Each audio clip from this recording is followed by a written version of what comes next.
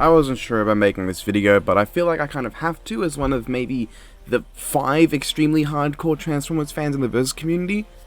I only know one other person on the internet who knows who Saltman Z is, so, you know. But I want to vocally discuss why I personally dislike Frieza vs Megatron as a matchup. I think it misrepresents Megatron, I think there are better Megatrons for Frieza, and I generally think that G1 Megatron himself has a better fight out there. However, first things first, going into this, if you like this matchup even after hearing everything I have to say about it, that's totally fine. You can feel free to enjoy whatever you want, and more power to you if you do. However, in the same regard, I will respect your right to have an opinion as much as I hope you would respect my right to differ. I want to bring up what I, as a hardcore Transformers fan, see as problematic with this fight. And by hardcore, I mean I've got a serious problem. And I want to offer an alternative for Frieza that has more connections and better represents his opponent. So let's start with those connections, arguably the most important thing in a versus debate. Some people argue animation potential, but then Might Guy vs Azra has good animation potential, and that's not a good matchup. Some people say debate's really good, but a close debate between two characters who have nothing in common isn't terribly interesting. So what connections are there for Megatron vs Frieza? Well, they're both silver, they're both villains who hate their rival, they both fly, and they have armies in space. So, not the greatest set of connections when you can place either with the Shredder from the 2003 Ninja Turtle series and Steppenwolf from DC Comics, but these two unironically look pretty badass with their arms next to each other, but that's beside the point. You might think there's more for these two, but from what I've seen, people like to make stuff up to pretend like the match has super deep connections. Now, I've also heard people say, it's not making up connections, there are so many versions of Megatron. But here's the thing, people are doing G1 Megatron specifically, a composite of Megatrons from across the Primax Universal cluster. I already don't like the idea of fusing Megatrons together, but at least sticking to one cluster is better than throwing in bits from Oryx, Tyran, and Uniend. What I mean by that is just Megatrons that are G1 Megatron, the ones listed on TF Wiki. Now let's get to the connections I've seen the two having that people like to bring up. They have the same motivation. This is blatantly false. I'll go over the major incarnations of G1 Megatron and discuss what their motivations are for you, though I will establish Frieza first. Frieza's motivation is that he's fucking evil. I don't actually recall his motivations being laid out properly and super explicit in the manga, but primarily he's sadistic and enjoys relishing in the demise of others. He seeks to have power over everything and to rule the galaxy because he's an asshole, and also he hates Goku. He also got there because he was inheriting it from his father, and he wants immortality in the Namek saga. I don't know, some stuff might be out of whack there, but the motivations are clearly not the same as Megatron. Let's discuss. G1 Cartoon Megatron. In the Generation 1 cartoon, Megatron's primary motivation is to reclaim Cybertron for the glory of the Decepticons. Long ago, after the exile of the Quintessons, the Decepticons and Autobots waged a war that ended with Autobot victory. Years later, during the Golden Age, Megatron was constructed by the Decepticons to restore them to glory and overthrow the Autobots. Megatron's primary motivation is to win a war he was literally built to win for the glory of his race. While Frieza goes around conquering planets just because he can and because he likes killing people, Megatron conquers planets to harvest their energy, because their planet, Cybertron, was out of energy. Megatron and Optimus actually have the same goal technically, to restore their planet, because it's out of energy, but you know, they don't really line up because they have different views on how they should go about doing that. And obviously, G1, Cartoon Megatron, and Frieza do differ in this regard. But this is one of the closest there is to a matching motivation, because they do want to win. Honestly, G1 Galvatron might be closer to Frieza, actually. Marvel Comics Megatron. This is arguably the Megatron I have the least real connection to, because it's been a long time since I've read one of the Marvel comics. But this Megatron technically does have kind of a similar motivation. He wants to conquer the universe for really no good reason, but at the same time, his goal in the main story is just to get more fuel for Cybertron, a dead world. So while he and Frieza do have the same underlying motivation of conquering everything, a rather simple motivation that 90% of villains have, not only did Frieza for a long time kind of already achieve this as the Emperor of the Universe, but Megatron also has a different primary goal in the main story. Those two, however, are the closest to having any connection with Frieza in this regard. Let's get to the other ones. Dreamwave Comics. In Dreamwave, Megatron was a rising gladiator who realized that the Gladiator Games were a conspiracy by the Council of Ancients to try and avoid the problem of Cybertron's history. Megatron would try to find this truth only for the Council to try and assassinate him. This failed and motivated him to rise against the oppressive rule of the Autobots, so essentially he's a freedom fighter who got more corrupt over time to the point of wanting galactic conquest because he had lost sight of who he was. IDW Comics. IDW Megatron is probably, by far, the most prominent version of the character short of the original G1 cartoon. and he takes a lot more from Dreamwave than the cartoon. He was what's known as a hybrid transformer, and had aspirations to be a medic. Unfortunately, due to the world he lived in, he could never accomplish his dream, as his alt mode determined his role and rights in society, as opposed to what he wanted as an individual, and, just giving everyone equal rights. He was sent to be a lowly energon miner, until after enough time, the idealistic poet he was decided to rise up against the caste system. He wrote a treatise on peaceful dissent and how changing ideals could make the world better, but got caught in a bar brawl with a bunch of upperclassmen. Despite not actually fighting in the brawl, Megatron got unjustly arrested anyway. Later he would also be targeted for assassination because his writings got popular, and, the people in charge were worried he would cause dissent. That didn't happen, and all of this unjust action resulted in him becoming a more aggressive individual who would rise up against the functionist society of the Autobot rule. Prime Wars Trilogy Megatron. I'm only including this one because it's one that a lot of people know because a lot of people watch the Prime Wars Trilogy, even though it's terrible. We don't actually know much about this version of Megatron as a character, except that he was once a gladiator. In the story, however, Megatron's motivated by not liking Starscream, and then to find out what's going on with Cybertron, it just sort of gets dragged along. War for Cybertron Trilogy Megatron. The final stop for the main versions of G1 Megatron, this incarnation is the most like IDW. He is a bot who rose up against oppression, and didn't want to actively do anything bad, but slowly got more and more corrupted in his attempt to bring peace to Cybertron. So overall, the 6 most notable incarnations of Generation 1 Megatron are all very clearly different to Frieza, and using anything other than these guys would be kinda stupid considering they're all footnotes next to them. Connection 2. They're both tyrants. This is one that you could say is up for debate, but it should be noted that while Megatrons can often be portrayed as tyrannical, it is also quite uncommon compared to the Megatrons that are shown to be ruthless, but generally do care about Cybertron as a planet and a nation. You can argue Megatron is a lot more like Dr. Doom than he is like Frieza in that regard. He loves his planet and his people, but is willing to harm individuals, while Frieza doesn't give a shit about anyone but himself. They came to Earth to kill their rival. What? Huh? So Frieza definitely did this. He came to Earth in Resurrection F to kill Goku. But Megatron? No. Megatron either came to Earth by accident, to drain its resources, or to try and stop the Autobots from escaping. I don't know of a single version of Megatron who came to Earth solely to kill Optimus. There have been times he got there as a result of wanting to kill Optimus, but actually going to Earth was a side effect, not his main goal. They caused the extinction of their rivals' race, the Saiyans and Autobots. So first off, the Autobots aren't often really seen as a different race to the Decepticons, usually they're just different factions of the same race. They can be different social standings, a different army, or just the name of Cybertron's main nation, with the Decepticons being a movement against them, but they're very rarely a race. And also no, Megatron didn't make them go extinct. Technically, Frieza also didn't make the Saiyans go extinct, but no female Saiyans survived in Universe 7, so pure-blooded Saiyans are effectively extinct.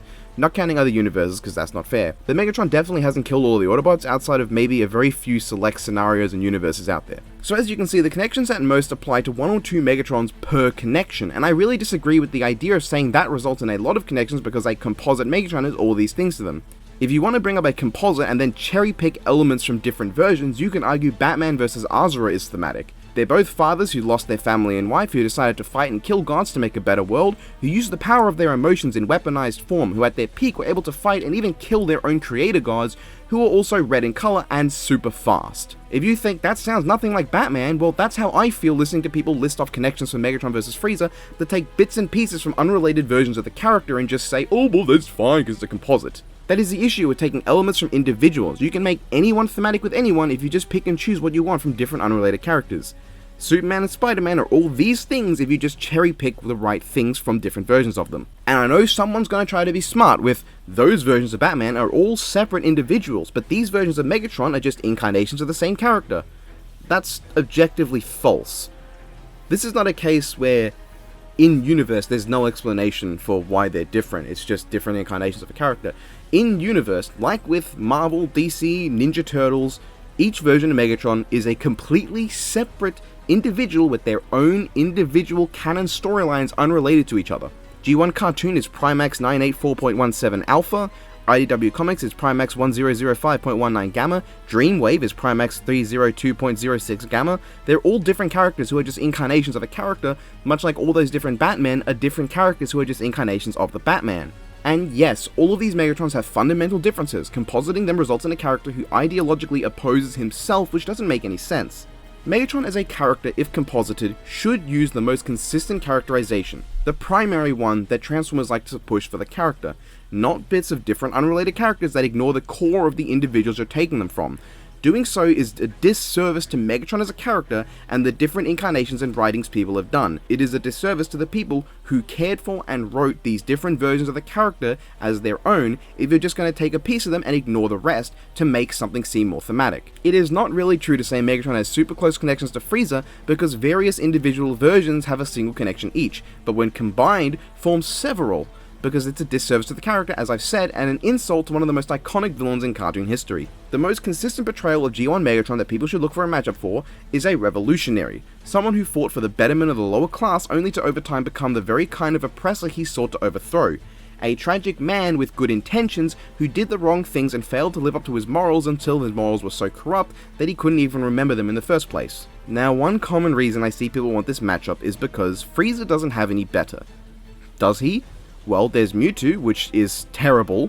There's Lex Luthor, which is worse, maybe. There's Brainiac, which works, but maybe would be better if Brainiac didn't have a true form that's more powerful than true form Darkseid. Thanks, DC, you didn't have to do that. But there is one matchup I will suggest for Frieza. What is a better matchup than Frieza vs Megatron? Well, it's Frieza vs Megatron, from Transformers Cybertron, or generally, the Unicron trilogy. The connections between these two are far more solid than Frieza versus a composite G1 Megatron. Cybertron, Megatron, and Frieza are both galactic conquerors with similar color schemes, at least with Galvatron, he's got the same colors as Frieza, who lead armies to subjugate and take over the universe for their own gain. The two speak in affluent and fancy ways, belying their sadistic cruelty and desire to see everyone suffer before them, are more than willing to slaughter innocents and their own men on a whim, and are so selfish that they will freely kill their entire army if it means gaining more for themselves. Like literally, Galvatron was going to just kill off his entire army until they rebelled against him, and Frieza just killed all the Saiyans when they were working for him. They are assholes. They are also more than willing to throw down by those empowered by the power of gods to achieve their goal. The two came back from seeming death 3 times, Frieza after Namek, returning in Resurrection F and returning for the Tournament of Power, and Megatron after Armada, his unexplained return after Energon, and willing himself back to life after his universe collapsed in on itself in Cybertron. Their willpower is so high that after suffering humiliating defeats at the hands of Trunks and Metroplex, the two would, through sheer force of will, achieve shiny metallic superforms that significantly increase their power, without any precedent set beforehand that such a thing was possible for them. They also name all their attacks Death something, with the two both even having a move called the Death Cannon. And no, none of that was done by compositing different unrelated versions of Megatron. It is a single Megatron from a single series. He is not part of G1 Megatron vs Frieza. You cannot say G1 Megatron vs Frieza is thematic because of Cybertron Megatron.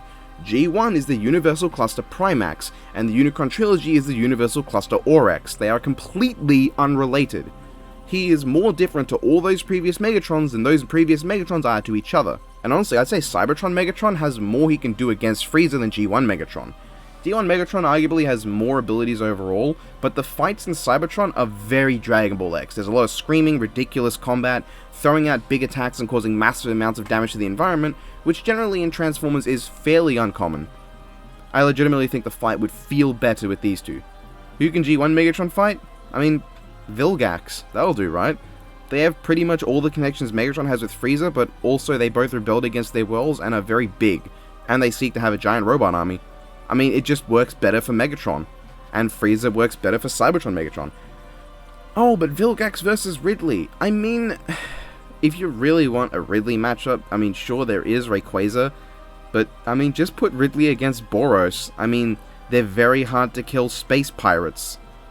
They are pretty much the same character, just Boros also wants a good fight. Very similar when you think about it. So that was my piece on Frieza vs Megatron. It's a matchup that I don't like that misrepresents Megatron as a character, cherry picks elements from completely separate, distinct versions of the character without giving them any respect as the individual works of dedicated authors, and is inferior to Frieza versus a completely separate version of Megatron. But then I guess to an extent the versus debating circle is no different to the Transformers community in that they refuse to leave their safe little G1 bubble. They don't embrace Cybertron Optimus vs Burning Gundam, Armada Starscream vs Gundam Epion, or Cybertron Starscream vs Aftermath Shang Tsung. And personally, I am a little bit sad to see it. There are so many potential options out there in Transformers for Versus if people just wanted to step out of the G1 bubble. That was my piece as a Transformers fan on Frieza vs Megatron. And I hope you noticed that I didn't bring up at all the fact that Frieza probably wins. That has nothing to do with my opinion. I actually still really disliked it back when people generally thought Megatron won. And, you know, you could argue that Cybertron Megatron loses harder than G1 Megatron does, because he doesn't have... Well, he does have ridiculous scaling, but you can easily argue against it anyway. So yeah, before anyone wants to say, it has nothing to do with the fact that most people think Frieza beats Megatron. I don't really care who wins. I love Galactus vs. Unicron, even though the general consensus is that Galactus wins. And that's fine. I love Armada Starsky vs. Gundam Epion, even though, to my knowledge, Epion wins that as well. So that's all I had to say. I hope you guys all have a good day, and once again, if you like this matchup, even now, at the end of the video, I'm happy for you. I'm glad you can enjoy something I don't. There's no point in me wanting to make you miserable. That's why I ended this with a suggestion for a new matchup, so that anyone who did realize that this matchup isn't great won't be left without anything. I've given you something in place of it, and if you don't like that, well, you can feel free to enjoy it even if I don't like it. Even you can feel free to, even if you want, acknowledge it's bad, but be like, I like it anyway. It's completely fine to like a matchup even if you are aware it's bad as well. I want to make that very clear. I don't want to step on anyone's toes, or anyone generally. I'm not into that. I don't know why I brought fetishes into this. This is the fault of my server. And yes, so if you like it, that's completely fine. I more power to you. That was my piece. Have a good day, everyone. See ya.